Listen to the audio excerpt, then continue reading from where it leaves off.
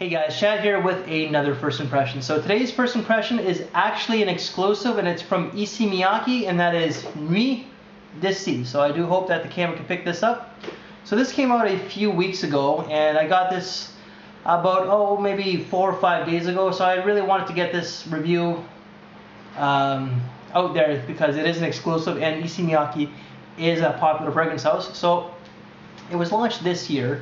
And the creators, there are two creators, so Dominique Rapillon, and just to name a few of the fragrances that this gentleman has created is Boucheron, Miss Boucheron, Burberry Brit Rhythm for Men, Burberry London for Women, Calvin Klein Euphoria for Women, and a lot more. And the second creator would be Loc Dom, who's created quite a few fragrances as well, but just to name a few: Beyonce Rise, Marc Jacobs for Women, Michael Kors Island for Women, and Calvin Klein Euphoria Blossom. Now the main accords are woody, citrus, warm spicy, fresh spicy, and balsamic. The top notes, sorry, before I hit the top notes, now I do not know what this is classed as, but I'm gonna take a guess and say spicy oriental. So the top notes are bergamot and grapefruit.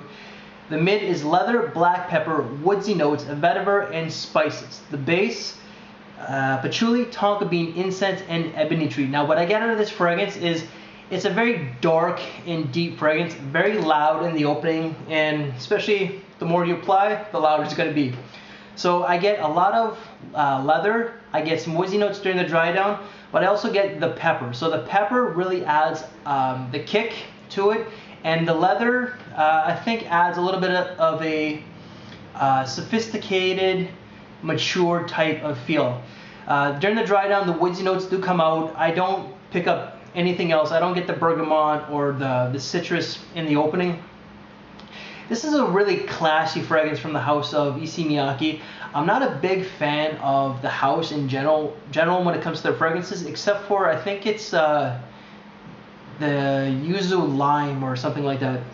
But it is a classy fragrance, a little bit mysterious. It's a really nice fragrance. It's definitely different from the Issey Miyake, as a lot of the fragrances are very fresh, they're clean and that sort of thing. When I first smelt this fragrance reminded me of something else. This one here, Tom Ford Noir.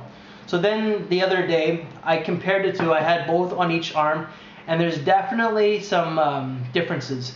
This one is actually bolder, classier, and a little bit louder. And they last relatively the same when it comes to longevity. But this one is actually, I would say, the better of the two. However, don't put this one down, because this is actually a really good fragrance and definitely a big change for Issey Miyake itself. So when it comes to age, I'm gonna say any age could pull this one off. Seasons, definitely autumn and wintertime. I do think that for the occasions, like the time of day, I should say, definitely nighttime, because la nuit. So definitely it's more suited towards the night, but you can wear it during the day. Really, I wore this on a hot summer day, and let me tell you, that is something you do not do. Okay, but I also can see this being pulled out pretty nicely on a cooler summer or spring night occasions. So because I do think that this is a classy, sophisticated kind of fragrance, I do think that it is a great going out fragrance, date, and a very formal type of fragrance. So the longevity was very good, just like a lot of the other Issey Miyake fragrances, with 10 to 12 hours. And the projection, however, wasn't stellar. I only got 2.5 hours at the most. So people are going to have to come a little closer to you in order to smell this fragrance. So people's thoughts on this. So I only pretty much, don't mind the fire trucks. That's what normally happens when you live in downtown Mississauga. So the people's thoughts that I asked were pretty much just Neela's family. So Neela thought that this was a nice and spicy type of fragrance. Definitely different than a lot of the clean freshies that I've been wearing a lot this summertime. So she really enjoyed this one. My future ex-mother-in-law thought it was a great fragrance. Right now I'm getting the middle finger from the lady. So she thought it was a really nice fragrance, and she really liked it. My future father-in-law, my future ex-father-in-law, I should say, said it smells like something that he has and that he really enjoys it.